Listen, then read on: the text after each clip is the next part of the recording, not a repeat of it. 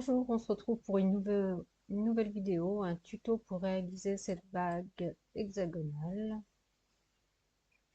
en utilisant une nouvelle fonction qui s'appelle ici glisser le long d'une surface. Donc c'est parti. Donc on va mettre tout ça sur un calque pour cacher. Voilà, revenir sur la vue filaire, se positionner sur la vie de face. On va commencer dans la fenêtre de face pour créer la base de la bague comme d'habitude. Donc on vient chercher ici le cercle. Je mets magnétiser gris pour pouvoir me positionner facilement au niveau de la grille. Je viens ici taper mon diamètre 17,2 qui correspond à une taille 54 de bague. À vous de choisir votre diamètre. Entrée, voilà.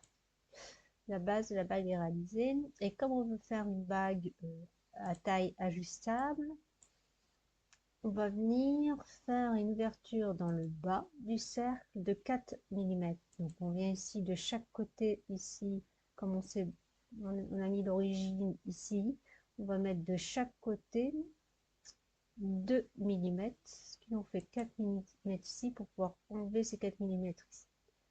Alors, pour ce faire, pour l'enlever, on va utiliser dans le standard la fonction limitée. On clique dessus et on suit les instructions dans l'invite de commande, sélectionner les objets coupants. Voilà, entrée, et on vient enlever la partie qui nous intéresse. Voilà, on peut supprimer. Donc là, c'est la base de la bague à taille ajustable. On va revenir dans la vue des 4 fenêtres et on va réaliser maintenant une surface. Comme on a besoin d'une surface pour venir faire glisser les éléments dessus pour réaliser, on va utiliser la fonction ici surface, extruder une courbe droit. Voilà, donc on va venir de chaque côté, on va faire une bague de 10 mm. Ça suffit, voilà. 5 de chaque côté. Ici, on va se mettre dans la vue ombrée pour pouvoir visualiser la surface. Donc, on a les surfaces sur lesquelles on va venir appliquer nos motifs. Et pour ce faire, pour pouvoir venir ici travailler à plat d'abord le motif d'intérêt, on va utiliser une fonction ici qui s'appelle UV. Créer des courbes UV. Donc, on vient dans le standard. Ici, dans cette fonction, ici, projeter des courbes, dans le petit coin, on va cliquer dessus et on va venir chercher UV. Sinon, vous pouvez aussi je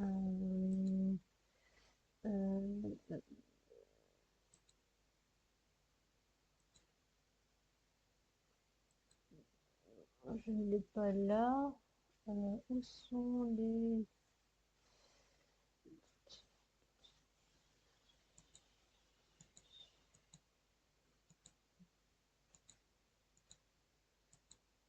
bah, je ne l'ai pas. Ah si, ils sont ici. Courbe, voilà. Courbe UV. Là.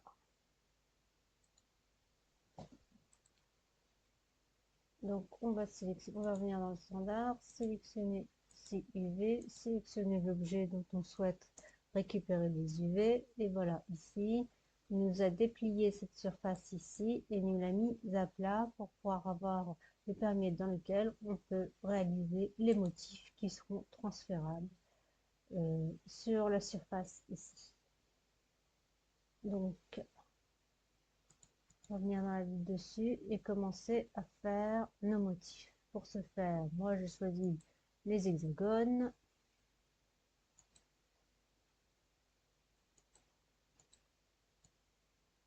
On va aller magnétisme de gris.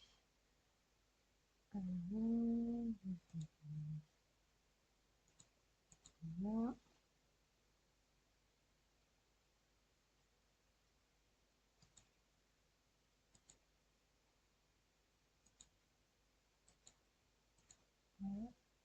Là, on n'a pas fait, on n'a pas réalisé.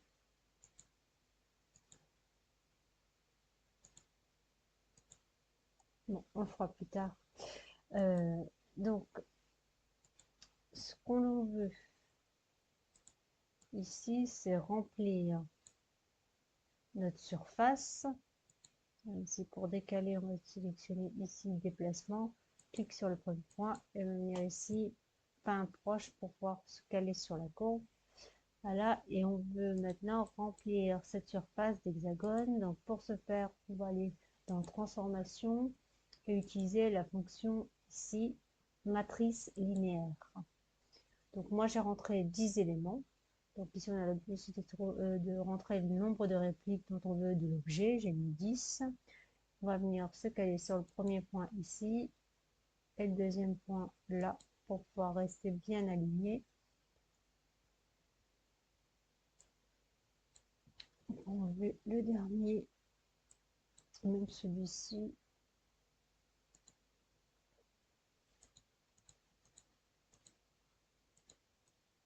Sélectionner ces éléments-là. On va venir ici dans la fonction standard, les grouper. Voilà. Et on va venir faire une symétrie.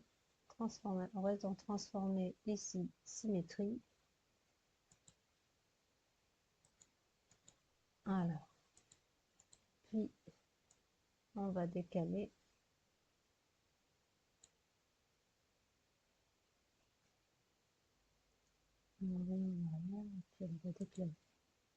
Déplacement, voilà.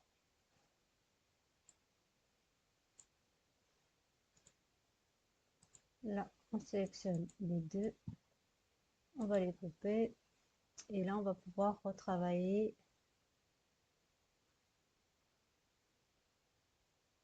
la taille du motif pour que ça puisse être encadré correctement par la surface.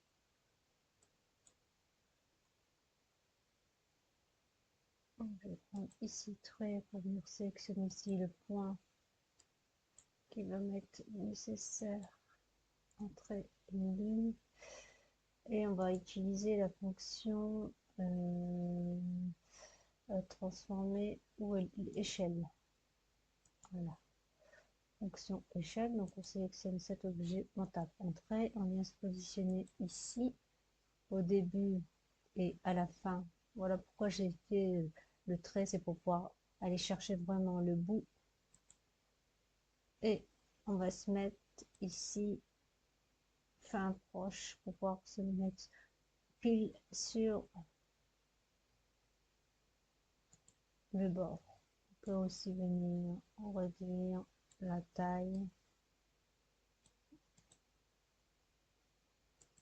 Je pense qu'il va falloir encore réduire. Bon, on va rester comme ça parce que de toute façon, comme on va devoir appliquer ici un volume à ces courbes, je vais devoir retravailler à la fin la taille de la bague. Donc, c'est pas la peine de le faire maintenant. On va utiliser la fonction tuyau. Voilà. Alors, moi, j'ai choisi un rayon de 0,8. On fait entrer. Et voilà. Donc, on a réalisé ici des surfaces que l'on va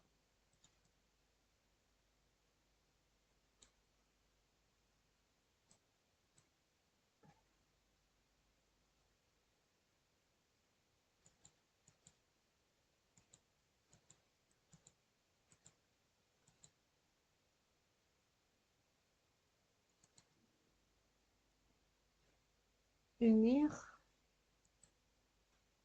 mais il risque d'avoir une petite erreur. On va voir si ça va réussir, le logiciel réussir. Ah non, il a réussi. Alors parfois, le logiciel ne veut pas réaliser les opérations booléennes, et pour ce faire, il faut juste venir décaler un des éléments vers le bas pour faire une différence entre les deux. Donc ça a marché. Donc on a notre body surface. Maintenant, on va venir le contenir dans la surface IV. ici déplacement, là, ici. On va venir refaire ici une ligne fin. On reste bien en ortho ici, accrochage ortho. On va rester bien linéaire. On va revenir ici vers échelle. Entrée, on se positionne là et ici. Voilà, pour le contenir. Et on va faire la même chose pour ici. Bon, on n'a pas besoin d'être pile vraiment 1. On va juste venir réduire pour pouvoir contenir les éléments dans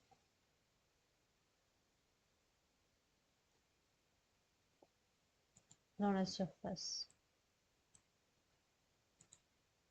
Voilà. Donc là, la surface, les éléments sont contenus dans le rectangle des UV réalisé précédemment.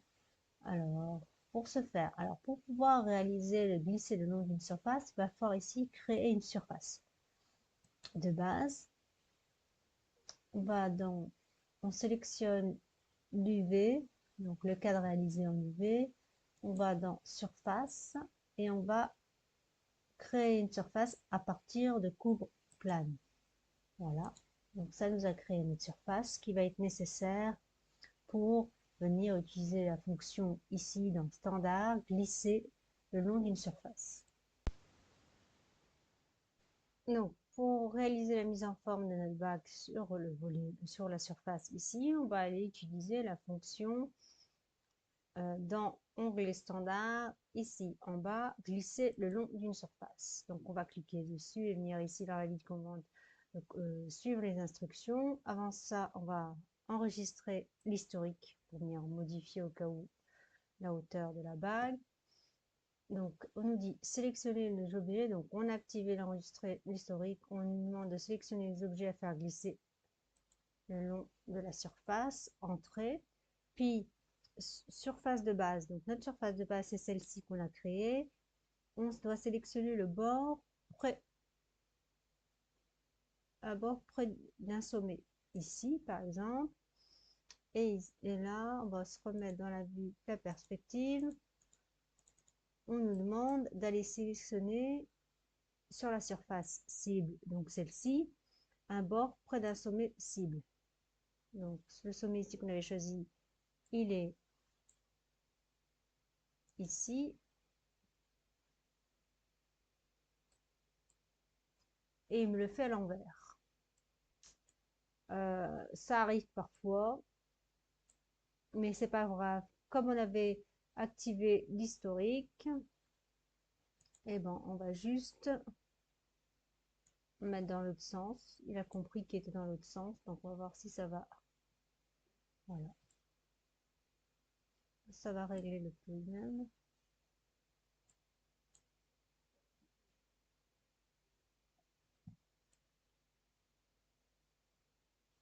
Grâce à l'historique, on n'a pas besoin de refaire la manipulation. Et on vient d'un rendu. Donc notre bague est bien au niveau de la surface. On n'a pas besoin de venir la recouper dans la lumière. On n'a plus qu'à masquer. On sélectionne Shift, là, tout ça.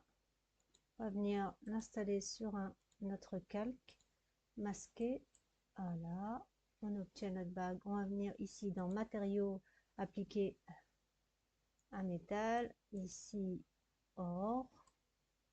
Et nous avons terminé notre bague ajustable hexagonale réalisée grâce à la fonction ici glisser le long d'une surface. Voici pour ce tuto. Dites-moi si ça vous a plu et on se retrouve prochainement dans un nouveau tuto.